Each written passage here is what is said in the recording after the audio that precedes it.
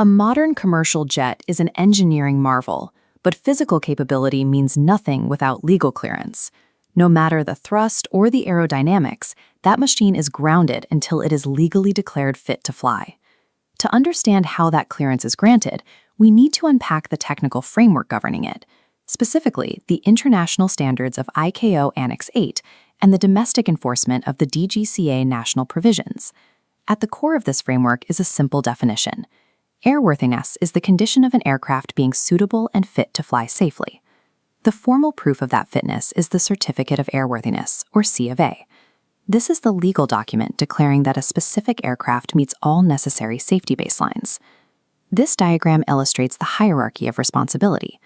Airworthiness requirements lead to the issuance of a Certificate of Airworthiness, and the absolute authority enforcing this is the State of Registry. Under this umbrella, ICAO Annex 8 dictates rules from an engineering point of view, but an aircraft must also be operated correctly. Annex 6, Part I, establishes the operational limitations. Annex 8 covers the hardware. Annex 6 covers how it's used. Together, they provide a complete picture. The regulatory logic chain operates in a specific sequence.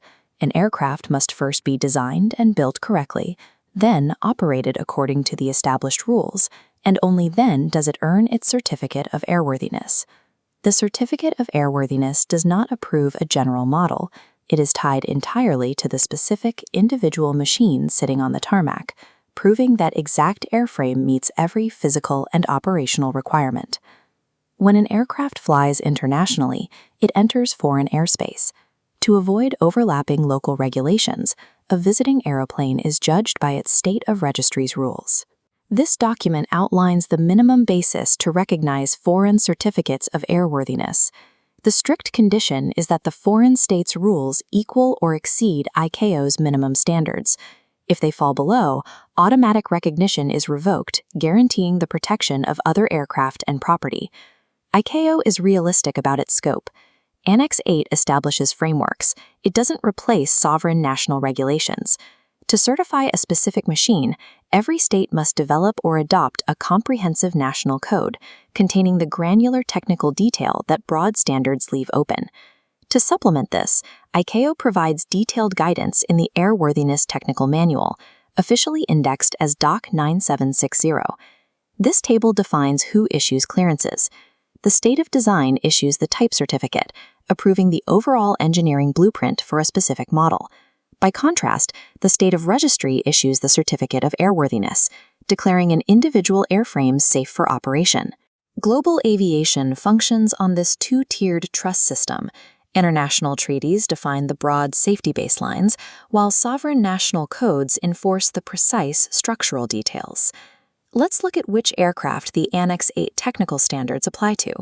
The applicability section defines limits. First, the aircraft must be over 5,700 kilograms maximum certificated takeoff mass, strictly over, not up to. Second, these standards specifically target multi-engined aeroplanes. This flowchart maps the internal structure of Annex 8, divided into 4 main parts. Part 1 covers definitions, while Part 2 handles procedures for certification and continuing airworthiness. Part 3 contains technical requirements for new large aeroplane designs, and Part 4 is dedicated to helicopters. Beyond aerodynamics and engine performance, airworthiness must address human threats. Following historical incidents of hijacking and terrorism, special security features are now hard-coded directly into modern aircraft design requirements. This includes the mandatory strengthening of the cockpit door, creating a reinforced physical barrier to ensure unauthorized individuals cannot breach the flight deck. Engineers are also required to designate a least-risk bomb location within the cabin, a specific structural point designed to vent an internal explosion outward with minimal damage to the airframe. The engineering code must evolve. The aircraft's physical structure is continually hardened against emerging operational threats. Moving from the international framework to domestic enforcement, we turn to the national rules administered by the Director General of Civil Aviation in India. Under these rules, only the owner or the operator of an aircraft has the authority to formally apply to the Director General for a Certificate of Airworthiness.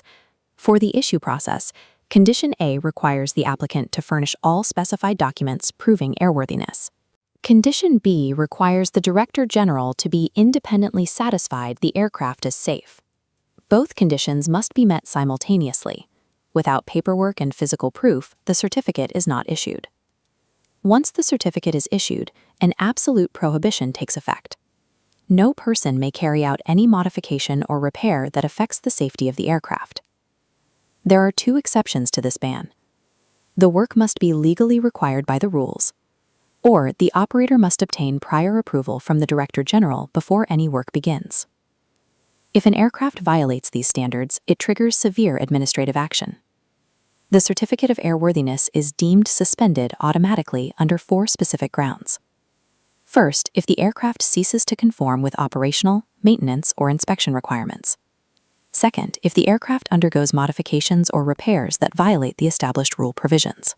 Third and fourth, if the aircraft suffers major damage or develops a major defect that threatens the safety of occupants. This deemed suspended mechanism is a zero-tolerance trigger.